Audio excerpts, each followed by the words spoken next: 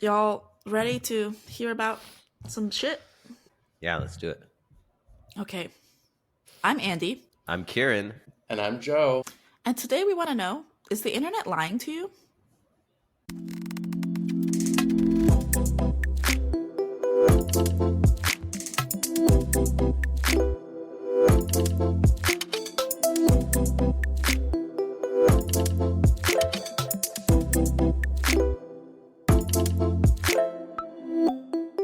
Welcome, everybody, to today's episode of AI FYI, your friendly neighborhood podcast, covering all things about artificial intelligence. We are three industry experts covering engineering, design, and product management of AI technologies, and we like to gossip and explain what's happening in the world of AI. So, today's topic, why am we answering the question of, is the internet lying to you? We wanted to cover this because we ran a poll, and the number one thing that people requested as an episode was AI and misinformation. And I'm not surprised by that. One, the audience of our poll was people that we know, who a lot of them work in AI and misinformation. But also, it's another election year. It's 2024. I think we all know that 2020 was an unusual election. A lot of people heard about interference online through foreign state actors on social media. So it's top of people's mind. And yeah, I think it's going to be a really interesting topic. Um, According to a recent study, 1 in 10 Americans reports having gone through mental or emotional stress as a result of misleading information posted online. And that was a survey from 2019. Oh. Yeah. So I'm curious about you guys. Have you ever noticed online recently something that you're pretty sure is like a misinformation or a bot? So I might be a little bit of a cynic, but I feel like everything online is fake, and I just don't trust anything I see unless I hear it from like a human. So that's why I've deleted all of the socials and basically try and avoid the internet as much as I can. hmm I definitely see it. And I hear about it a lot too. I mean, especially with generative AI. I'm told it's going to get worse. Um, Also, there's like strange links being shared, strange videos, but also just sometimes people's comments seem misinformed. And I don't know, makes me question everything I know. It's like getting to a point where it's like, what is like real? And AI doesn't help. Yeah, I was excited to host this episode because I am on some subreddits that are really niche, like women's skincare for pale women over the age of 30, like real, like not huge communities. And somebody would ask a question and there would be a response in a comment that looks like it was just copy pasted out of ChatGPT. You know how Yeah. ChatGPT structures questions? And I'm like, is Yeah. somebody using ChatGPT to reply, or is this just a bot automatically passing one comment into ChatGPT and then creating a response? But it's like it's so obviously not how a bunch of women would talk about skincare. It's ChatGPT that I'm like, why? It's been happening a They're trying bunch, to get and those upvotes, I guess, and get as many comments and posts, I guess. I don't know. Yeah, and something yeah, like skincare, I don't know, and health in general, and sometimes like woo woo stuff. It's like there's no authority, and it's like a lot of like speculation to begin with.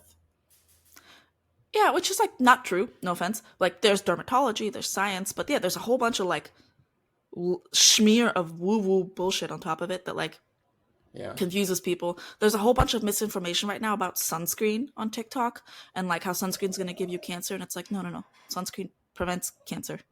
A pinky promise. Every government on earth tells you to wear sunscreen for a reason. Like, so yeah, what I have planned for us is not quite going through the good, the bad, and the buggy because the story doesn't really work like that.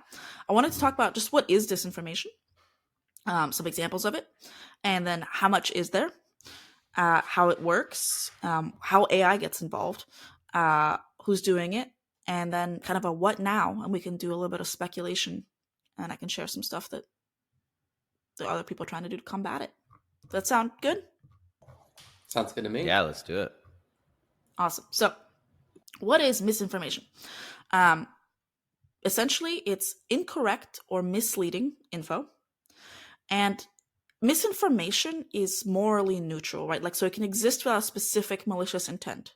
If you're sharing a fact and you just don't know that it's wrong, it's still a misinformation, even if you don't have any bad intent. It's just wrong, inaccurate, right? Disinformation is the term when you are deliberately being deceptive or propagating incorrect information knowingly.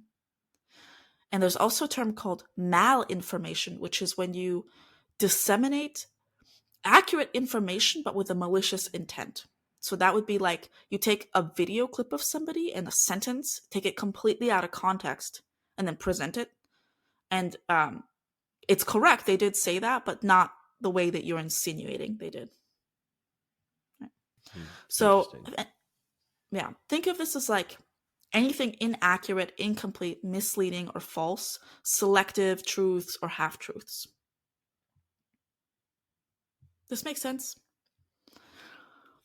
It Yeah, makes so And like sense, what, but misinformation is like, oh, your mom tells you that, you shouldn't, go outside after 6 p.m. because your nails are going to start falling off or something, like just yeah. something that they believe to be true, but it's just like, wait, Mm. what? That makes no it's sense. not malicious. Wait, Disinformation is like,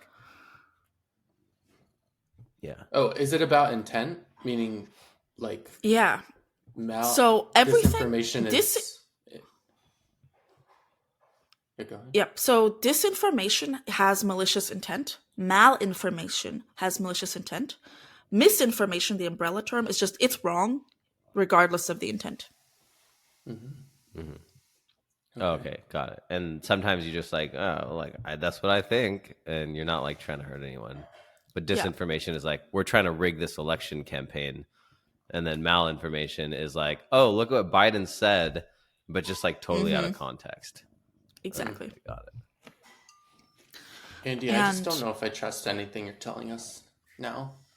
What which what is is the correct. truth? Yeah, and did you Yeah. see like OpenAI released a new like voice generator that can like basically just mimic someone from like a 10-second clip? It's crazy. It is crazy. And then the default voice and tone they chose for their new voice assistant thing is just this like flirty, wispy woman's. Such weird Yeah. choices. Such strange choices, nerds at OpenAI. Grow up. Um, God. God, tell me you've never spoken to a woman and you're mad about it. Like, um, it is what it is. So, long story short, misinformation campaigns have existed for hundreds of years. I know people think of this as like something that comes from the internet, but actually, as long as there has been information, there has been misinformation. So I'm going to go on a side tangent and tell you guys about the Great Moon Hoax to explain how this works. Love it. And I have a point getting to this. So I see Kieran Googling something. What are you Googling? No, I just remember that like some of the old presidential campaigns were just like ridiculously crazy from like way back in the day, and they're just like completely slander their running mates, and you're just like, wait, what? And we were like so worried about like Trump putting tweets up, and it's like they actually did some crazy shit back in the day. So I'm trying to find that. Crazy shit back in the day brings me to August 25th, 1835. Okay, 1835. This is like pre-steam engine. This is not that long after the American Revolution, etc. And there's a little newspaper in New York called The Sun. You might have heard of it. And they released a series of articles describing life on the moon, complete with illustrations of humanoid bat creatures, bearded blue unicorns. They found life and civilization on the moon. There was an author, Sir John Herschel, and his fictitious companion, Andrew Grant. And they released a 4-part story over the course of a month in the newspaper describing the trip to the moon, the life they found there, what's next, how this was impacting government policy. That was in the newspaper. That's crazy. Edgar Allan Poe. Yeah, go ahead. Yeah. Well, was it meant to try and convince people, or was it like a fiction, just not taken as fiction? So that's the thing that nobody's quite sure of. A few months later, they kind of were like in a side piece of the article of that same newspaper. There was another thing being like, well, that all wasn't true actually, because Edgar Allan Poe was like, didn't you just plagiarize my story about going to the moon from a couple years ago? Um, and readers were picking up newspapers at the time, and they had these penny press newspapers, which were mixtures of entertainment and information. And it was just really blurry sometime of what was truth, what was supposed to be read as fact, and what was fiction. And this is kind of the origin of ethical reporting standards. Hmm. So, what's news and what's fiction? Right? What is information and what is misinformation? What is truth? Starting in about the early 1900s, so not so long after this happened, journalism ethics and standards started appearing. And this is basically like people who write newspapers are like, it's reasonable for somebody to assume that if you pick up the newspaper and read something, that it actually happened. Right? So it's our responsibility to make sure these things actually happened. And there are codes of ethics, different countries, different bodies have them to make journalistic work accurate. So, covering the truthfulness of it, the accuracy, the independence, the objectivity, impartiality, fairness, respectfulness, accountability, and understanding that what's newsworthy and is it accurate and giving it to the public. That entire practice of journalistic integrity is only about 100 years old. There was So not, before that, anything was just made up by anyone, basically. I don't think that's quite true, but like there wasn't necessarily this culture that came out of like huge wave of entertainment news and then reaction to it. Did you know that Fox News, who regularly disseminates misinformation on their public news channel, has gotten out of lawsuits sometimes by basically saying, we're not news, we're entertainment. And they have on their segments, when you're watching Fox News, in the corner somewhere, really small, news segment versus infotainment segment. Oh, But they make it really hard and then they mix news and entertainment because it's a very effective way of convincing people something that's wrong is right and not being held accountable for it. yeah. Hmm. That's interesting. I guess it could be like a blurred line. Yeah, and you know that like all of those, I don't want to say old people, but like people that are maybe retired, aren't paying attention to whether it's news or entertainment. They're just like listening to what they're saying.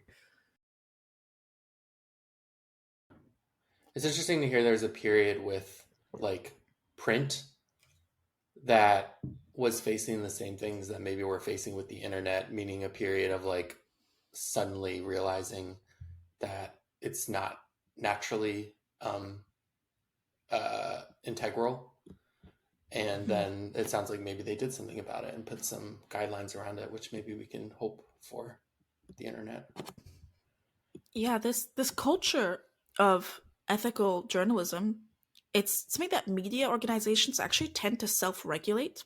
And when you are becoming a journalist, this is covered in your journalism classes. And this didn't come out of nowhere, right? Like when the printing press got invented, it got a lot cheaper for everybody to get news.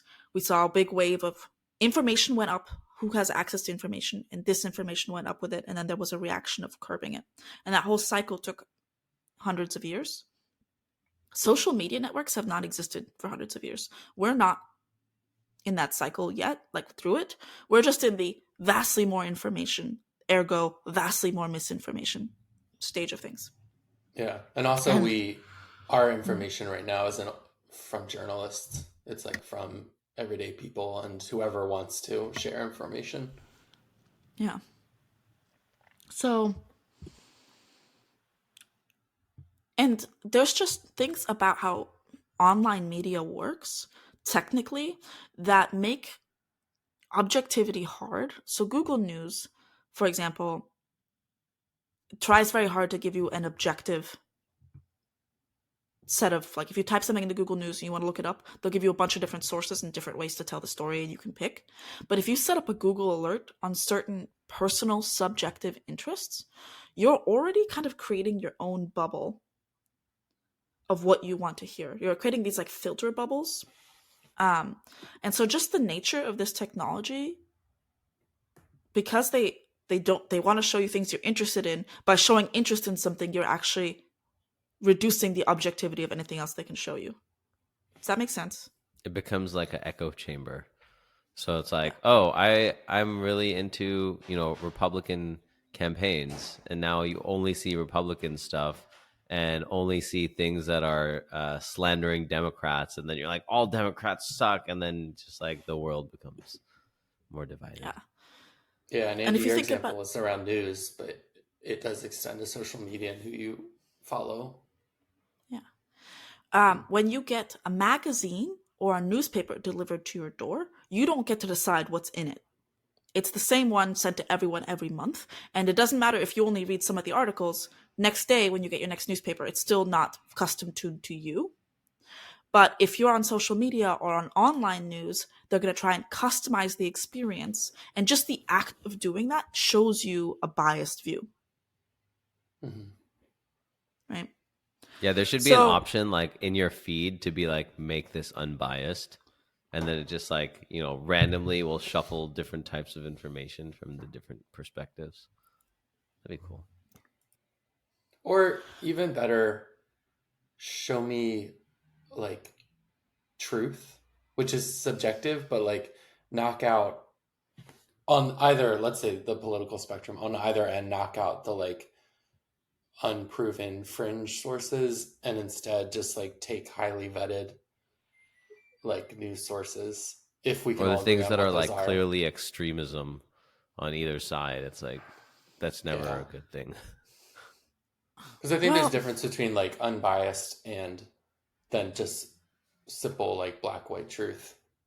I think that gets really slippery, which brings me to the next thing I wanted to discuss, which is like, let's look at a contemporary example and talk about different ways misinformation can be enacted on that example. So, climate change, global warming. We've pretty much as a species known about it since maybe the 80s, definitely by the early 90s, maybe even earlier. But most people didn't really believe in it until maybe Al Gore's Inconvenient Truth. And there's a type of misinformation campaign.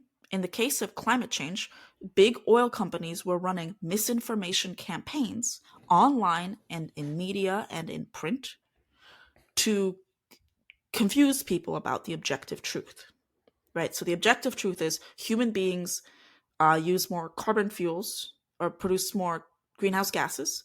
This is now in our atmosphere and it's increasing heat on our planet. And that's changing, Mm-hmm. has lots of downstream ramifications, right? That's just the truth.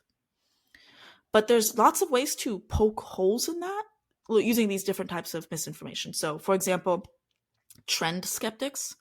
If you've all seen the like chart, call it the hockey stick chart, where it's like how much carbon is in the air and it's like dot, dot, dot, dot, dot, and then it's a spike.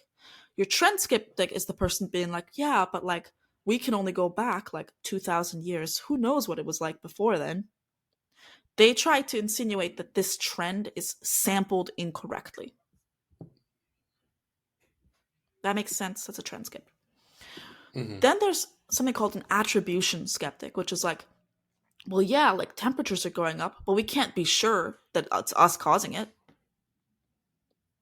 So even though there's a clear correlation and cause and effect, they try to separate the cause and effect and poke holes in that. So, Then, I mean, both of these sound like science, like they're not listening to science. well, it's this very, it gets very nuanced, is the thing. Like, that's why I think it's really hard to programmatically detect misinformation, because I could look at a chart and say, I think that was incorrectly sampled, where the time frame is not covering the area needed, and I could be correct and honest, and that could be a real opinion, or I could be saying the exact same thing as a particular disinformation campaign to erode public confidence in that chart. Mm-hmm. Yeah, that makes And sense. it takes context and expertise to know what you're looking at when you see that message.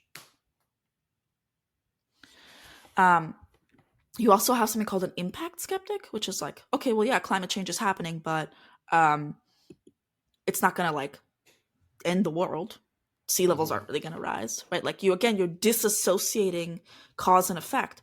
And the thing is, like, we don't have a scientific objective truth about the impact of climate change because it's really hard to model, right? You have some models predicting 13-meter sea level rises, some predicting 50. We have a bajillion variables. Like, it's not like science could say, like, this is exactly what's going to happen.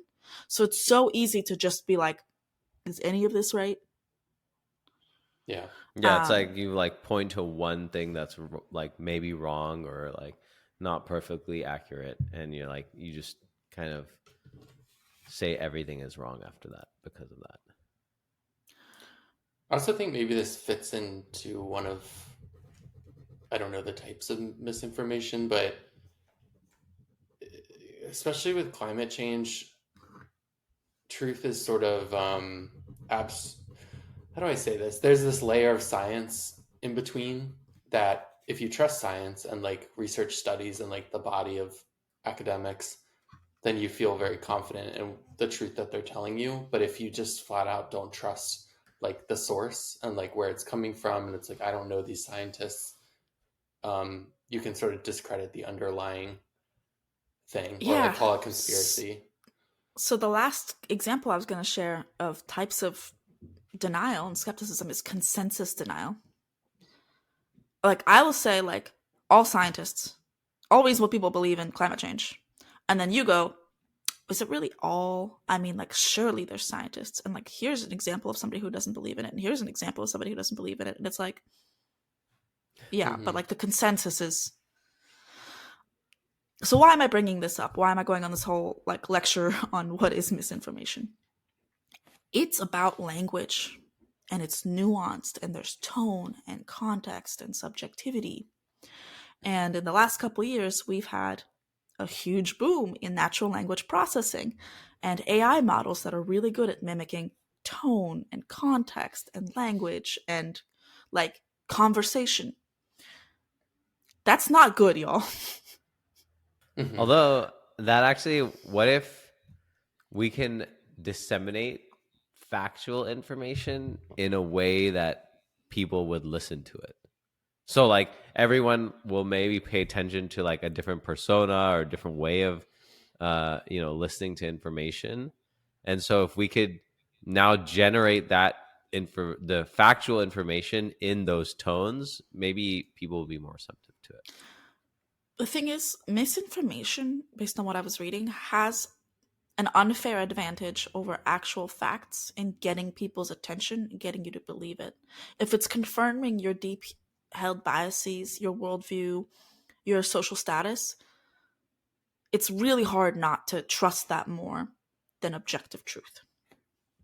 I also think Especially, your idea, Kieran, sounds lovely, but again, like AI is a tool. It can be used for good and bad, and I think we're going to be capable of using it to like communicate effectively and truthfully, but equally, we can use it to spread misinformation, and it's just going to be like how we choose to use it. Yeah, and I think like Andy's point is just like so true. Like that confirmation bias Yeah. is so hard. And if you believe something and then you hear someone say it or hear it from somewhere and that confirms your belief, no matter how many times you hear the other side after that, it's like, no, this person said it. Like, and their trusty, Fox News is one of the biggest news outlets in America. And so, yeah, it's becomes a spiral. it's reasonable for you to expect that if you open up a massive popular newspaper in print or online, that what you see is true. If you turn on the news and it says Fox News in the corner, why wouldn't you believe what they were saying? It's the news, Mm-hmm. right? Like, so how much misinformation is there really out there? I wrote in my notes, the more information, the more misinformation. That's basically what I picked up from what I was reading. We are living in an unprecedented age of more people having access to um, more information than we ever have before. More than 50% of the population of Earth is online since 2018. Like, We all have all the info. Um, so we all have a lot more exposure to misinformation now than we ever did. Just is what it is. I'm curious how you would quantify that if you tried. I have some examples because Oh, some people have nice. tried. So, but for context, I see Joe also Googling something. What are you Googling? Yeah, well, we're giving Fox News we're picking on it, which is fine because I agree it's borderline entertainment. But it made me question like what are news sources that are trustworthy? And I've seen like charts on this before. And by poll, meaning just asking people what they trust the most, do you want to guess the most trustworthy news source? Fox News. I'm I'm hoping it's NPR. It's the Weather Channel. The second is Oh, Oh, PBS, and then the interesting. BBC, Wall Street Journal. Those are at the top. Like Fox News is between the middle and the bottom. Infowars is last. New York Times seems to be like dead center. Anyways, it's yeah. How do you even, Fox News isn't the only culprit. How do you assess the truthfulness and unbiasedness of a lot of news sources? so Yeah, and like I've seen like every news source at one point or another go back on a story that they printed because they're like, "Oh, sorry, like this was wrong information." And like there's even BBC articles where it says like this has been edited from the original because X and Y was actually not right. and reporters get lied to. They could be doing their very best to ethical and be fact checked, and then get scammed. That's happened. Mm-hmm. It's happened to New York Times famous reporters. So a bit of context before I get into the numbers of how much misinformation is there. 47% of Americans report social media as their main news source in Ooh, 2017, according to Pew Research. I'm sure that's only grown since 2017. And that's not a journalism with an ethical guideline internally. It's just social media is where they get their news. That's more than half That's of people. scary. yeah. And polling, again from Pew, shows that Americans trust mass media at record low rates, and that US young adults place similar levels of trust in social media as they do in national news organizations. So if you ask a Gen Z person, do you trust TikTok or the New York Times, they'll trust it about the same. Hmm. That's not good. This is problematic. And there's been these perverse incentives. So used to be that news would come out once a week, and then it was like once a day you get a newspaper, and now you have this 24-hour news cycle. These news channels have to be running. They have to have some news 24/7 for profit reasons. And so they're scrambling to find enough stories, which shortens the amount of time they have to fact check themselves. They're Yeah. trying so quickly to produce enough to keep up with social media that they're lowering their quality, right? Yeah. So most people are getting their news from social media, which is making news worse. So how bad is it? Well, there was one study that looked at on TikTok where they would go to search and type in things like mRNA vaccine, 2020 election, Russia Ukraine war, abortion, and 20% of the top 20 search results were just straight up misinformation, like easily spottable bunk. So 1 out of Mm-hmm. 5 of the top hits, just nonsense for these topics. And like how vaccines work and elections and abortions, those are topics where you really don't want misinformation. But if you go to TikTok search, it's about 1 in 5 is just bogus. That's They crazy. And they compared, all get like the same amount of publicity in that feed. yeah, they did the exact same search queries on Google News, and they found that like for the same front page of rankings, there was a lot less misinformation in Google News. Like some of these platforms are better at catching this. Um, I think also like let's say an official accredited news source, you can sort of assume that content creators, meaning its authors and editors, are presenting true information. Let's say the majority of people on TikTok too are trying to present like credible information. However, news social media sites, unlike news sites, are like controlled by an algorithm that's just surfacing sensationalized stuff. So even if a bulk of stuff is truthful, that's not what gets clicked. So because of the algorithm, like the bad stuff is surfacing, which news sources don't really have that problem. And just because it's misinformation, again, did the person knowingly create this information, or did they believe it was true? Hard to figure that out sometimes. Mm-hmm. So Twitter, full of misinformation, and the studies have had a hard time quantifying this. I've heard some I've heard some insider things that we'll see if we share, but like there's about 0.1% of users who are known as super sharers of content, and like more than 80% of fake news comes from these sources. Mm. And they found that in Twitter, uh, inaccurate information spreads faster and is more viral than accurate information. It's just more popular. Yeah, And there they, was actually yeah. this book I read called Stolen Focus, and there was a similar study, but it was about like dark or uh, like hurtful or like anger information spreads faster than like nice things or like happy things. And yeah, it's just like that sensationalization of like information that people are like, oh my God, I want to know. And so they were like, I don't know what the exact stats were, but like basically they like clicked a YouTube video of just like some very like generic thing, like a car YouTube video or like a cooking video, and just let it play through the algorithm.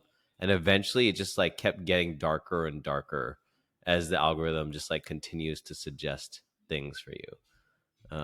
So it's like literally you can sit there and do nothing, and like all of a sudden you're in this like really dark negative place because of the algorithm. It's crazy. And the algorithm is just like what is eye catching and attention grabbing because the incentives are such that you have to keep users on the platform. Facebook has publicly said that they think there's at least 60 million troll bots that they've identified actively spreading misinformation on their platform. This is what they self-report, is that there's 60 million troll bots. I saw something, maybe it's lower down in my notes, about they did a sampling of Facebook and they were able to take like a huge proportion of like a certain amount of groups that represent like 91% of Facebook users are at least one of them, and then they audited them and like there was a lot of misinformation. More on that when it comes to images. YouTube, there was a study done in January of 2020 that found that for videos for search terms like climate change, global warming, climate manipulation, YouTube's Up's Next sidebar presented videos containing information contradicting scientific consensus between 8 and 20% of the time. Wow. And YouTube was like, we are going to, a few years ago, they got called out on this and they're like, we're going to make it so people can't make money. We're not going to run ads on misinformation. But they didn't actually do that. That you could still go and find videos trying to convince people the earth is flat that are making money hand over fist on YouTube. Mm-hmm. Yeah, it's crazy. Anyone can get paid for anything. You just need eyeballs. Yeah. Also, And then just to talk ahead. about like the other side of this, like the argument for this sort of system, some would say, is like free speech, that like we have the right to share whatever we want, even if it's not based in science. So just, yeah, listeners, that's like the other side of the argument here. And sometimes that line is really blurry, deciding like what is unsafe versus So, yeah. according to Pew Anyways. Research, About 1 in 4 Americans have admitted to knowingly sharing misinformation on their social media platforms. Yeah. Oh wow, 25% So of Americans. it's the news, it's social media, and it's us. If there's information, there is misinformation. Mm-hmm. And it looks like a bunch of stuff from 2020 on TikTok and on YouTube is saying like 1 out of 5 things, approximately, bullshit. So keep that in mind, folks. How much misinformation is there? A lot.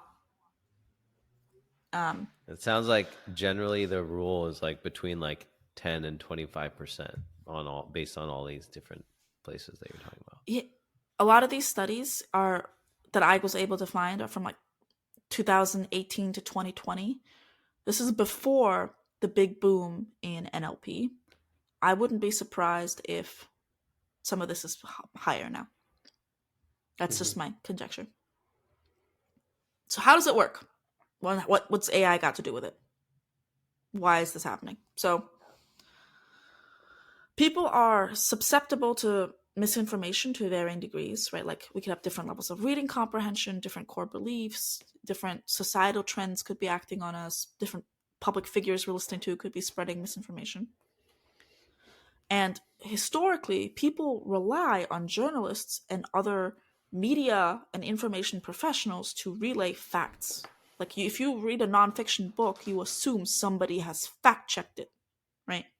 If you read the news, you assume they have fact checkers.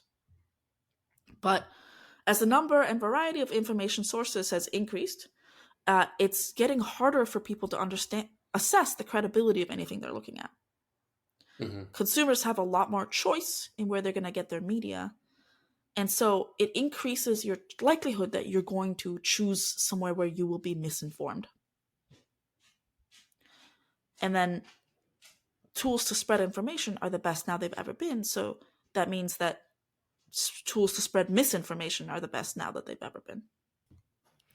The other thing with misinformation is versus fact is fact. There's like one fact, right? Like the earth is round, but misinformation can have like an infinite number of possibilities. Like there could be square or flat or triangular or hexagonal. Like, so you can sensationalize so much more easily because it's like you can have so many different perspectives of like misinformation versus like if you want the truth, it's like this is the truth and that's it. And it's like, oh well, that's not exciting. Like I want all these other things. Like it's almost Good more point. fun to talk about misinformation. And you are the 1 in 4. There's 3 of us. You're the one spreading misinformation, apparently. I know. Luckily, I'm not on social media. I banned myself. Thank you. So there are bad actors who are leveraging this. This information is booming, so misinformation is booming, and there are bad actors who are leveraging this, and they're leveraging AI to spread more misinformation. And you can basically think of these bad actors as 1 out of 2 categories. There are governments, state-sponsored internet propaganda, and then there's entities with sufficient resources. So you can think of companies or groups or political action committees that have the same level of resources as a government would, that can do the exact same thing as these governments. So let's talk about some government misinformation campaigns. There is a wonderful Wikipedia article titled State Sponsored Internet Propaganda, and it has a list of all the continents and then countries in each continent, and then misinformation online campaigns that they were caught doing. So, do you guys want to pick a continent, and then I'll tell you some countries, and I can tell you about the misinformation campaign? Do a little game. Australia. Asia. Okay, you guys got to pick one.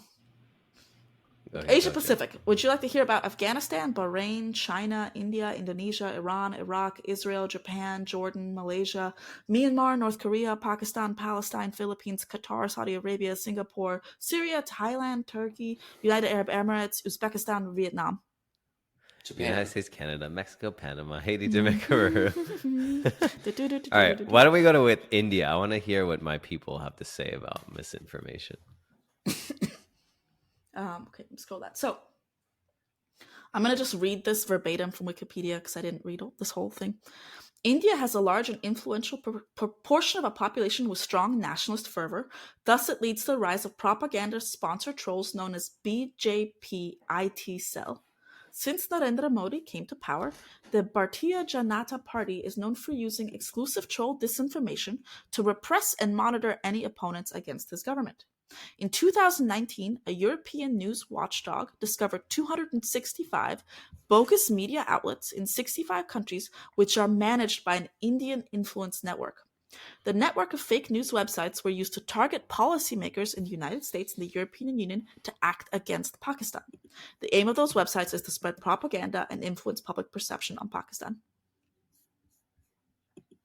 So, yeah, it looks like the government of India made 265 fake media outlets in 65 countries and to spread Modi propaganda. Yeah, and for It's context, for people that don't know about Indian politics, BJP is one of like the main political parties, just like the Republicans in America, and they are the conservative party. And Narendra Modi is actually a businessman turned prime minister. So he is, probably the equivalent of Trump in America, and he's done a lot of very questionable things. And now there's this whole like Indian nationalist movement happening where people don't want anyone that's not like Indian and Hindu living in India, and so there's like all this outlash and things like that about for Muslims and foreigners that are coming and living in India who like rightfully call India their home for generations and generations. And now suddenly, this Narendra Modi and BJP is starting to attack these people, calling them not Indian, which is crazy. So, any country we pick off this list has an example of when their government used the internet to do state sponsored propaganda. Granted, I'm looking at a Wikipedia list of this, but there's 100 countries on here. Some other things that had happened in the United States. There was an article that came out a couple of months ago, actually in March, that was on Reuters, I think. 2 years into office, President Donald Trump authorized the CIA to launch a clandestine campaign on Chinese social media aimed at turning public opinion in China against its government, according to former U.S. officials with direct knowledge of the highly classified operation. 3 former officials told Reuters that the CIA created a small team of operatives who used bogus internet identities to spread negative narratives about Xi Jinping's government while leaking disparaging intelligence to overseas news outlets. The effort began in 2019. So, those are natural language bots, y'all. They're That's not right. literally hiring people to write all these messages. It wouldn't scale. They're using AI to create fake accounts, right? These internet identities, and to create all this massive amounts of content. Mm-hmm. A 2016 study out of Harvard showed that the Chinese government's 50 Cent Party creates probably around 450 million pro-government social media posts per year on fake accounts. That's 2016. That's 8 years ago. It's got to be double now. So we're talking about a billion fake posts across social media sites from the Chinese government. That's insane. That is crazy. Jamal Khashoggi, may he rest in peace, he was being targeted by Saudi Arabia. In October of 2018, Saudi Arabia made a whole bunch of Twitter bot trolls just to harass him and anybody else who criticized Saudi Arabia. God, the So internet's these are some awful. examples. Yeah. Examples of governments doing this. But when I say the other bad actors are entities with sufficient resources, you can imagine who that is. Anybody who's got an axe to grind, who has something that they want to affect in the world, who has the money and the time to find the programmers and to make these bots and run them on social media is doing it. Mm-hmm. These platforms are not doing a very good job monitoring themselves. It's not necessarily in their best interest to do so either. So, like, all you need is time and money, and you can spread whatever you want. Yeah, and maybe this is or the flip side, and possibly like maybe the lighter side of this, right? Is there's good actors and bad actors that can both take advantage of these tools, and there are cases um, in at least that I know of in the U.S. government, and I'm sure maybe there's other governments doing it, of things called influence operations. And what that is essentially a government will go into foreign territory online, like cyber foreign territory, and they will post a lot of influential campaigns. So, while those governments might be putting up these misinformation campaigns to get a new leader elected and, to execute whatever campaign that they're trying to do, um, foreign governments will actually come in and try and influence the population there. And generally, I like to think America is like trying to do good around the world, um, and so like they will go in and they will try to convince the people in these different places that this leader is a false idol, and they're going to lead you to potentially a very dark future. And so they will post these campaigns, and something that my company actually does is we actually help these governments assess the quality or the impact of their campaigns. So we don't help them with the campaigns, but we help them track, okay, these are all the things that they put out there. What is the reception of that, and how are people actually potentially being influenced by those campaigns? And so but again, you can do that both for good and for bad. And we potentially saw a lot of that in the last election, or a 2020 election, where people are just trying to push a false campaign or narrative for their own benefit. So, how is AI actually being used to spread misinformation? Let's talk about computer vision, natural language processing, and search ranking algorithms. So, natural language processing is being used to create bots. A lot of communication online happens via text. So, these bots can give the false impression that some piece of information, regardless of its accuracy, is highly popular and endorsed by many. They can look like human language, and you can see the same thing repeated a whole bunch of times and be like, well, it must be true. 20 users are talking about it, and all 20 of those users are bots. I found this guy on Reddit. I didn't want to share my own insider information, but I'm going to quote somebody from a stranger on the internet. This could even be misinformation, but this sounds about right to me.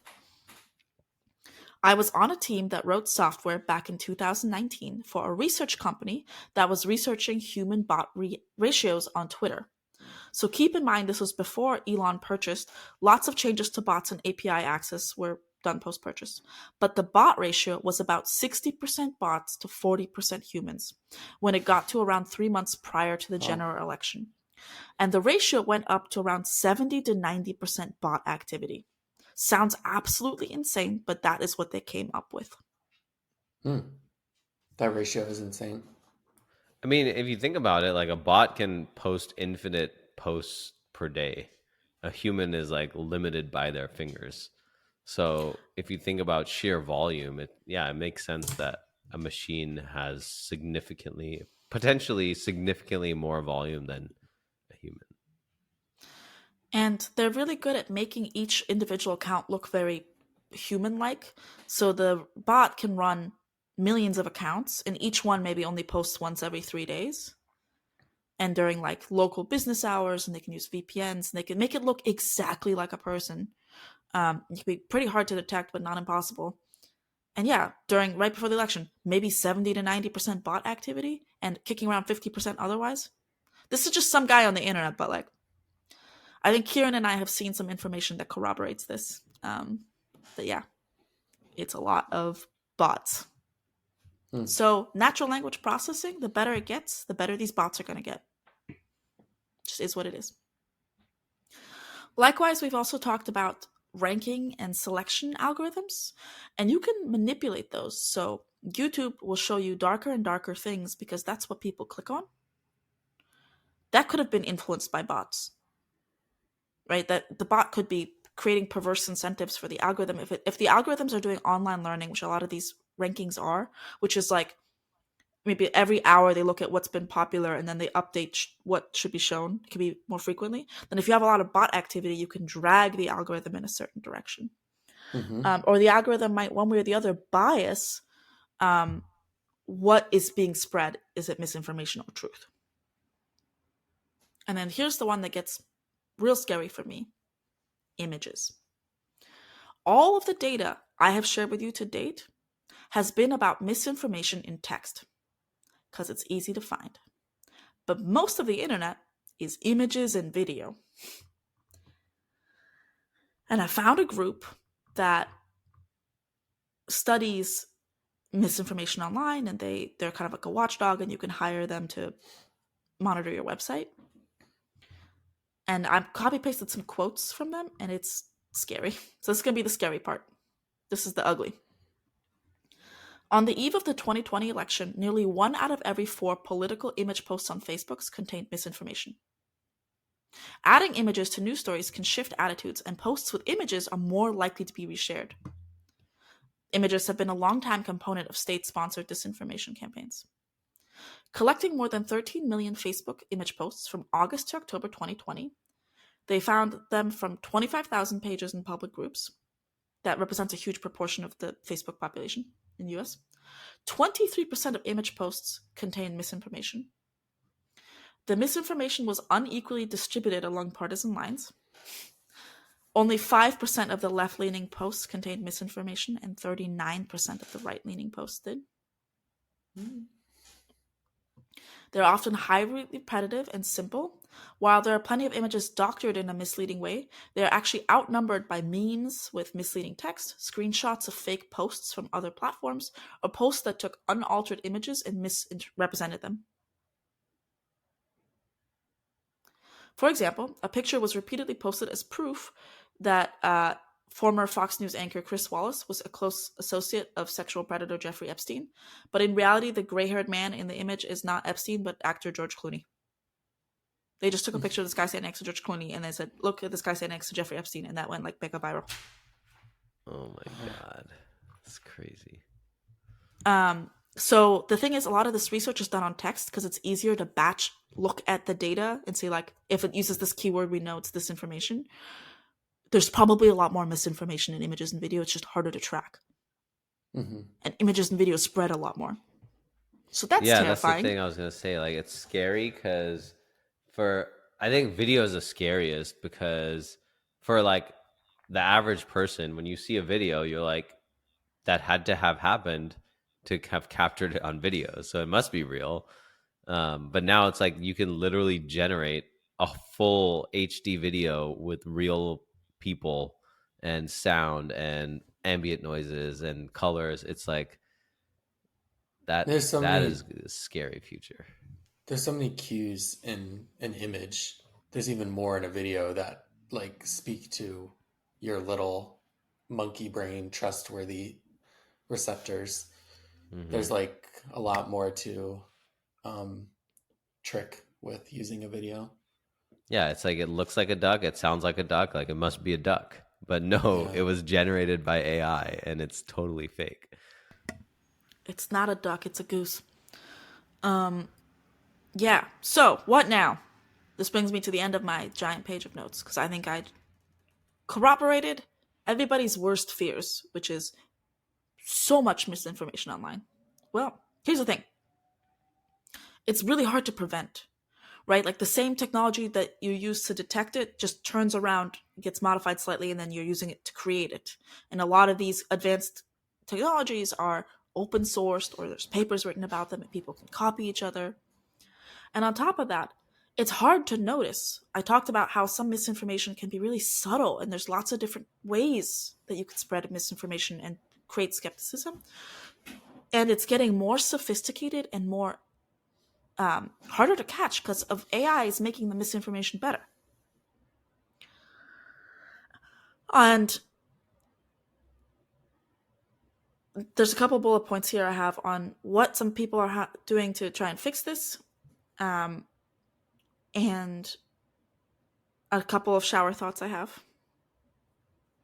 But this is really open discussion. So obviously, moderators, like community moderators, are one of the best resources we actually have for preventing misinformation. But these are like unpaid, untrained, independent volunteers keeping Wikipedia correct and like certain Reddit communities nice and clean and safe and tidied. Mm-hmm. That's not going to scale. Yeah. Also, some platforms are not designed to support like proper content. So I know like Reddit is famous for their like the success of their moderators, but I don't think a lot of other platforms have something like that because it's not valuable to them. Yeah, and something I saw recently on ChatGPT, which like kind of has restored my faith a little bit in our future, is I asked it who won the 2024 elections, and it said the 2024 elections have not taken place yet, and these are the top candidates in the election. Whereas 6 months ago, it would have just made up someone and told you that. So, these big companies are trying to, at least contain this a little bit and to like help spread or help limit the spread of misinformation. But, like we've just heard in the last hour, it's incredibly difficult and non-trivial to actually eliminate this, something that's been going on for centuries. And there are automated detection systems that are being built to try and help people catch this. So some people are trying to make like Chrome extensions, like third party or inside of a platform itself. Like I know on TikTok sometimes you get a video and there'll be a warning being like, some people have flagged this as misinformation, but we haven't had a chance to review it yet. I think that's what they do. Or like, this is a dangerous activity. A lot of people are working on what's called provenance enhancing technology. And you've seen this if you've used ChatGPT recently, which is like, I'm answering your question and here is the source of my answer. So you can trace back to like the root of where that information came from. Mm-hmm. There's APIs being built that people can use to detect and understand and counter misinformation as a service. And there's a lot more like some of the things that we've been doing for a while already, we'll continue to need. So this idea of collective intelligence, like Wikipedia editors and peer review, where it's just a lot of human beings keeping things clean. Yeah, and educating people on media literacy. I've thought in the past about a few of these ideas, like the tracing back every piece of information is really interesting to me. And here's my blockchain plug. Mm-hmm. With blockchain, essentially any data you create, in theory, you could own and trace it back to like where it was originated from and who originated it. That's an interesting idea. I think there's a layer of this idea where I think we could solve a lot of the internet's problems if your internet identity was truly tied back to you as a person, meaning like we truly eliminated bots. That's not to say there couldn't be like private spaces, but I think if you had an internet that mimicked sort of how the real world was set up, meaning like if you say something in private, it remains private and maybe it doesn't make an impact. But if you say something in the public square, you're risking everyone knowing who said it. And like I could go see what my crazy uncle said in all the spots where he said it. And that might keep him from like, it might mean he second guesses everything that he says. Because he knows he doesn't have shame. Yeah, exactly. Because like I think the real world without media, I don't know, is more like resilient to misinformation because of that, because there's like public shame in a way. But then that gets into like massive privacy concerns. Yeah, but I mean, I would say if you're putting something publicly online, like you should be held accountable for that. Yeah, that's kind of how humans Well, work.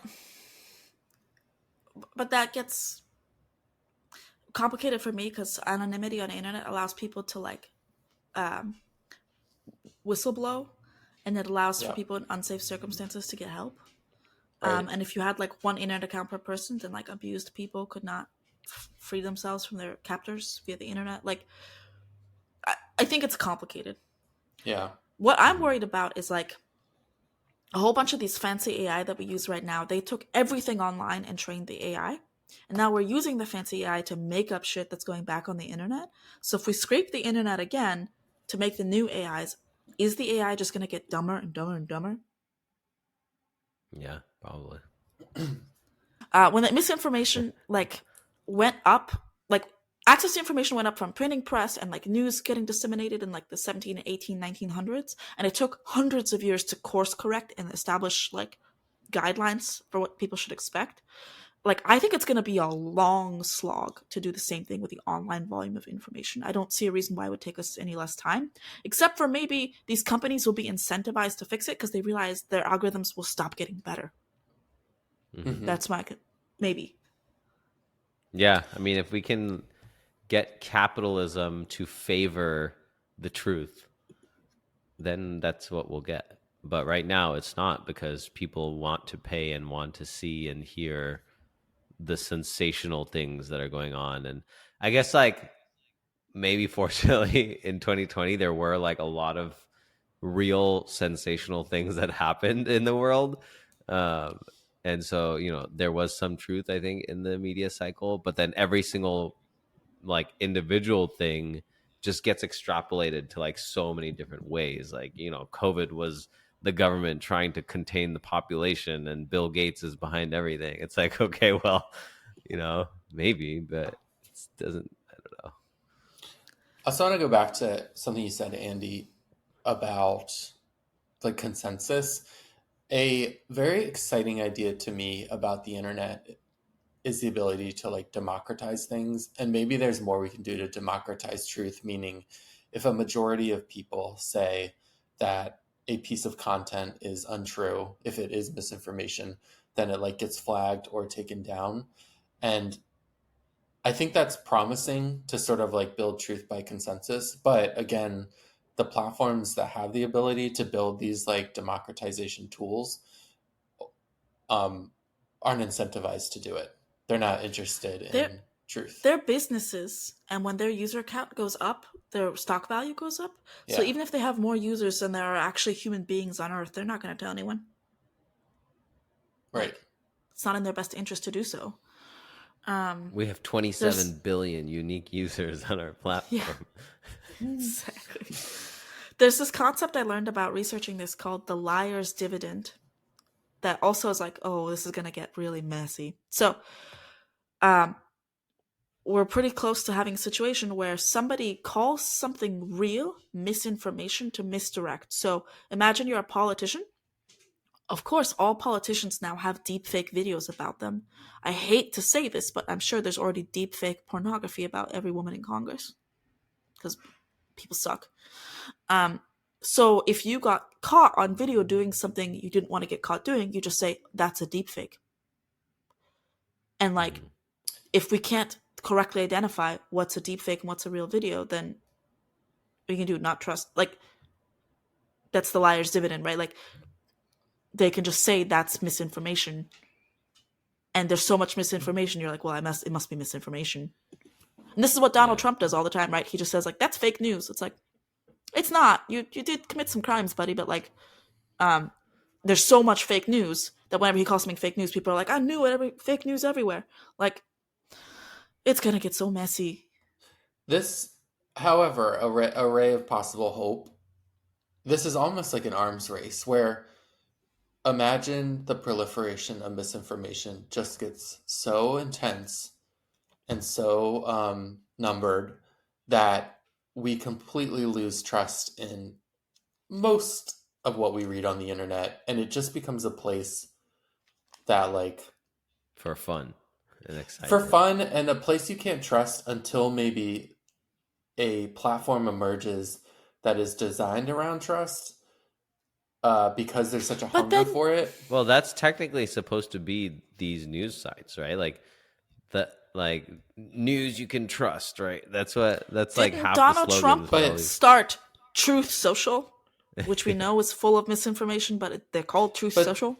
How do you that's kind of know? what I'm that's kind of what I'm saying is like we're in a phase where suddenly all the players are untrustworthy, and maybe someone will figure out that there is a way to have a convincing platform, like not prioritize profits, but have like sort of moderation, group consensus, fact checking, third body, like a platform designed around that, that then suddenly everyone can be like, okay, this is working, and I'm gonna gravitate towards that. Almost the antithesis of what we're experiencing now. Yeah, it's tough. Like It, it's It's gonna be hard tough, because but like, also like even me as someone that's like quote unquote AI expert, I don't know expert or not, but like someone who's been working in AI and is 100% fully aware of the capabilities of what AI can do and the outputs of I can't tell the difference between things like probably more than half the time now. mm-hmm, and it's going to get harder for people to tell what's fact and what's fiction. And we don't have the time. Like, these bots outnumber us, and people are working crazy hours. Public education's not as good now as it was 20, 30 years ago. Like, media literacy is hard. The average person reads at a sixth grade level. Like, I don't see a rosy future with this, other than maybe like people just go back to hyper local news. That could be good. I don't know. Mm-hmm. There's so much information. How are our IRL. brains ever going to handle it? I have no idea. Yeah. Yeah, it's wild. I mean, I just wait for like the next like major terrorist event that's captured on video that's like totally fake, and just to like fear monger a population. Yeah. Um. I don't know. Also, things that go really big right now, I think get questioned. The bigger something gets, the more it gets questioned. Like something like that would be quickly debunked, but it's sort of a throwaway video of a presidential candidate that has like a fake voiceover might just go through the cracks and never really get I questioned. I heard something once, and I was trying to find it online, but I didn't have time. So this might be misinformation, but I heard somewhere that if you read something like 5 to 8 times, your brain just starts to subconsciously believe it. Even if you know, if you're reading and you're like, this is bullshit, if you just see it often enough, your brain starts to believe it. Mm-hmm. Mm-hmm. So, like, even if something is not wildly viral, if you're scrolling through some comments on something and you see 8 bots post roughly the same thing, but different ways, you're going to subconsciously trick yourself into believing it. Mm-hmm. Oh yeah, we're so subject to, even like I think of images like when I'm scrolling through Instagram and people in their stories post images, the choices in the design of the image, even like just text memes, make them look so official. And sometimes there's even a profile picture of someone who's there, or like just this is who said it. It's like I don't even know this person, but I'm falling prey to like giving this whole post credibility because a person said it. There's so many like monkey brain cues. It's crazy. We're so Mm-hmm. subjective to it. It's crazy. So, this brings me back to the question at the top of the hour. Is the internet lying to you? I think Yes. it's not necessarily that the internet is lying to you. I think that there's a lot of bad actors on the internet that are trying to take advantage of vulnerable people that maybe turn to the internet for their information for one reason or another, and don't necessarily do their own fact checking. And so they are blindly believing that, like, hey, like they said this thing and I kind of trust this person, or they confirmed my bias and I like this person now. And that will lead you to now believe that something fake happened or something real didn't happen. I also think like remember the internet is like half of it is information sharing, but a lot of the ways we use internet are like Google Docs and like Sheets and Airbnb and like really functional things which are wonderful. But then yeah, there's news and social media and comments and blogs and stuff that that's where the problem lies. So not the whole internet is lying to me, but a big chunk of it is. I don't know how to answer this question because I can make an argument for both. Yes, the internet is lying to you because the internet is full of information, and anywhere there's information, there's misinformation. If you're on Airbnb, there's going to be some misleading photos of the place. We've That's all been true. there, Yeah. right? And comments. Like misinformation is such a broad umbrella that wherever there's info, there's misinfo. Like it's just two sides of the same coin, and the internet's full of information. So of course, yes, the internet is lying to you. But my instinct was to say no because I know no greater repository of human knowledge than the internet. Mm-hmm. Yeah. It's where I go to get most of my objective truth and to It's research like the things. misinformation is part of the information. Like it's good to know that. I think we just need to identify that it is misinformation and then like celebrate it for what it is. It's like, yeah, that's misinformation. Like, great. Let's, entertain ourselves. So yeah, that's the end of the episode. Who wants to close it out? Any final thoughts? I just had a thought. What if we built an AI that is the authority on everything? And it like, I don't know. Every time it shared information was like, this is true, or this is dubious, or I don't know. Yeah. I know a few people who are working on this. I won't mention them. A couple companies. It's AGI, which we've discussed in our singularity episode. Yeah. We'll see. Mm-hmm. Because we have the ability to build an AI off of human knowledge and then take out its biases. Like we have the ability to take out the bias from AI if we're incentivized to do so. Well, yeah, we do have the ability. I don't think it's necessarily realized yet. I think it's something like it is very much a research problem at this point. But if there were enough dollars, I mean, cars can drive themselves now, so it's not out of the realm of possibility, I don't think. Mm-hmm. And I think there's possibly an argument to be made that like until we solve misinformation, there is a maximum level of good that AI can get because AI is trained from publicly available internet information and some privately held cohorts of data. Until we get more accurate data in larger quantities or it's more precise, AI won't get any better than a certain thing. So at some point, either AI will top out or these companies will turn to solving the core problem, which is how do you weed out the bullshit? Mm-hmm. Mm-hmm. Well, thank you, Andy, for doing all that research. Really wonderful and great discussion. So that's our episode, and thanks again for joining us. Please listen to us again in the future, and go ahead and like, rate, review, subscribe wherever you're listening, and on all platforms where you get your podcasts. If you have any questions or a topic that you'd like to have us talk about, email us at aifyipod@gmail.com. And the greatest way that you can help us out is by telling a friend to listen to us. Word of mouth is really powerful. And yeah, I think that's it. Thanks again, and we'll see you next time. Thanks. Bye. See ya.